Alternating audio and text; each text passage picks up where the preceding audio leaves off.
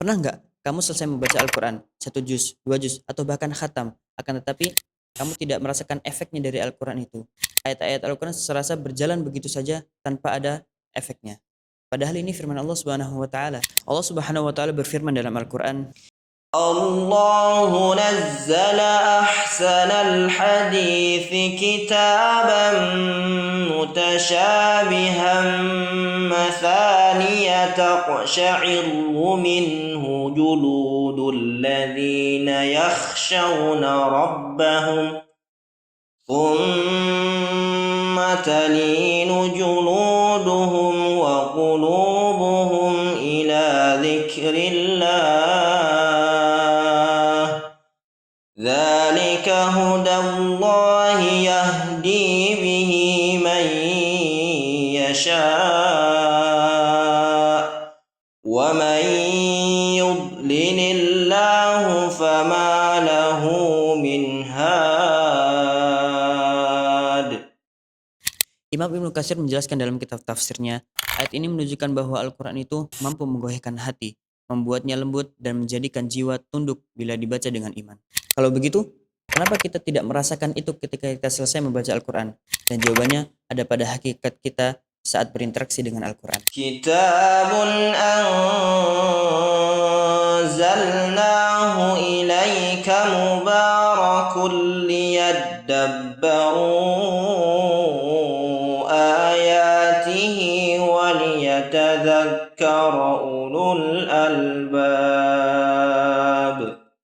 Rasulullah Shallallahu Alaihi Wasallam bersabda, "Laisa minna man lam yataghanna bil Quran."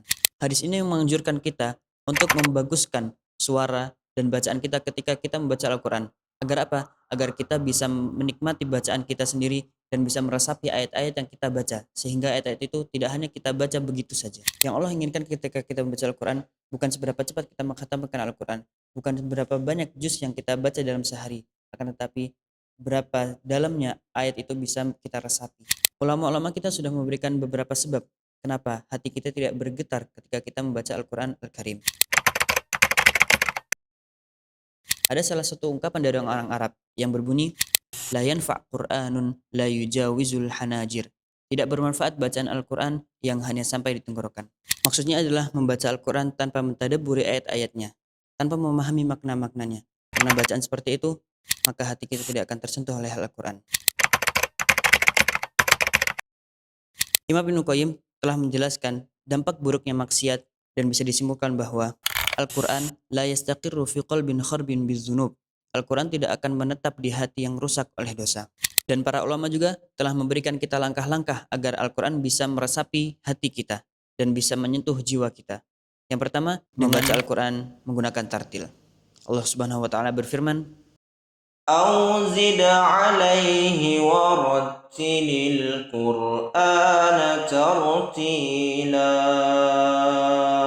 Ibnu Abbas menafsirkan ayat ini, yang dimaksud tartil adalah membacanya dengan jelas. Dan cara yang kedua, dengan memilih waktu yang tepat untuk kita membaca Al-Quran. Seperti kita setelah sholat, atau bahkan ketika waktu duha, ketika waktu tahajud. Dan cara yang ketiga, memahami ayat yang kita baca. Bagaimana caranya? Dengan kita mendengarkan ceramah para ulama, dengan kita membaca buku-buku karangan para ulama yang berkaitan dengan tafsir Al-Quran. Kalau kita selama ini membaca Al-Quran tapi belum ada efeknya, hati kita belum tersentuh oleh Al-Quran, itu bukan karena ayat Al-Quran yang kurang kuat, akan tetapi hati kita yang belum kita buka secara sepenuhnya. Dan semoga hari ini, di bulan Ramadan ini, kita mulai sedikit-sedikit kembali membaca Al-Quran, sedikit meresapi ayat Al-Quran, dan semoga hati kita bisa membuka seluruhnya agar Al-Quran bisa meresapi hati kita.